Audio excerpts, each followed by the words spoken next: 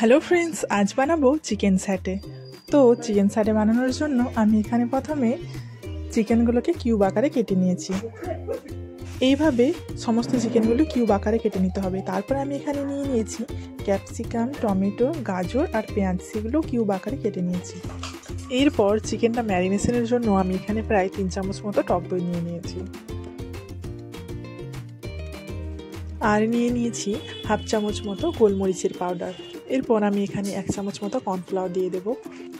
Cornflour দেওয়ার পর এখানে আদা রসুন দিয়ে দেবো হাফ চামচ, তারপরে লবণ দিয়ে দিতে হবে হাফ চামচ, এরপর কাশ্মীরি লঙ্কার গুঁড়ো হাফ চামচ আর সয়া সস 1 চামচ মতো দিয়ে দিতে হবে।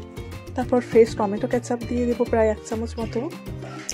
এই সমস্ত কিছু উপকরণ দেওয়ার পর ভালো করে মাখিয়ে নিতে হবে। এই সমস্ত কিছু ভালো করে ম্যারিনেশনের পর এরপর আমরা যে সবজিগুলো কেটে রেখেছিলাম সেগুলোও এর মধ্যে দিয়ে ভালো করে ম্যারিনেট করে নেব। এরপর সমস্ত কিছু মাখিয়ে প্রায় 10 থেকে 15 মিনিট মতো আমরা ম্যারিনেশন হতে দেবো এটাকে। 10 থেকে 15 মিনিট হয়ে গেছে। তো এখানে আমি এরকম স্টিক নিয়ে নিয়েছি। এই স্টিকগুলোতে আমি একটা একটা করে মাংস, ক্যাপসিকাম, গাজর, টমেটো সমস্ত কিছু গেঁথে নিয়েছি। আপনারা দেখতেই পাচ্ছেন কিভাবে গেঁথে নিয়েছি আমি এগুলোকে। এভাবে করে সমস্ত মাংস আর সবজিগুলো গেঁথে নিতে হবে। এরপর ভাজার পালা। এরপর আমি একটা প্যানের মধ্যে সরষের তেল নিয়ে নিয়েছি। সরষের তেল গরম হলে আমি এরকম করে একটা স্টিক দিয়ে ভেজে নেব। এইটা লো টু মিডিয়াম আঁচে ভাজতে হবে যাতে পুড়ে না যায়। তো আমরা এটা উল্টে পাল্টে ভেজে নিচ্ছি।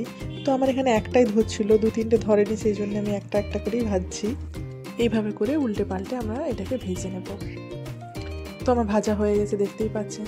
তো এরপর আমি এটাকে তুলে রেখে দেব। এরপর আবার একটা দিয়ে দেবো। এইভাবে করে আমি সমস্ত চিকেন স্যাটেগুলো ভেজে নেব।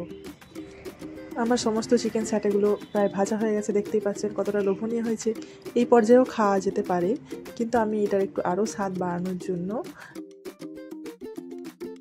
তো আমি এখানে বানিয়ে নিয়েছি শেজওয়ান চাটনি। তো সেই জন্য আমি সেই প্যানের মধ্যে সামান্য তেল দিয়ে আমি এখানে কয়েকটা রসুন কুচি ও শুকনো লঙ্কা কুচি দিয়ে দিয়েছি এর মধ্যে।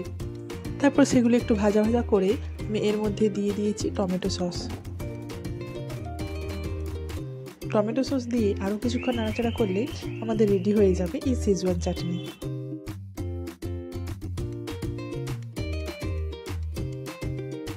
তো আমাদের এই সসটা রেডি হয়ে গেছে। এরপর আমি ওই সসটা সমস্ত ওই চিকেন স্যাটেগুলোর উপরে দিয়ে দেব। দেওয়ার পর একটু ঘুরিয়ে উল্টে পাল্টে মাখিয়ে নিলেই হবে। তো বেশ রেডি হয়ে গেল চিকেন স্যাটে। ভিডিওটা ভালো লাগলে লাইক, শেয়ার, সাবস্ক্রাইব করে পাশে থেকে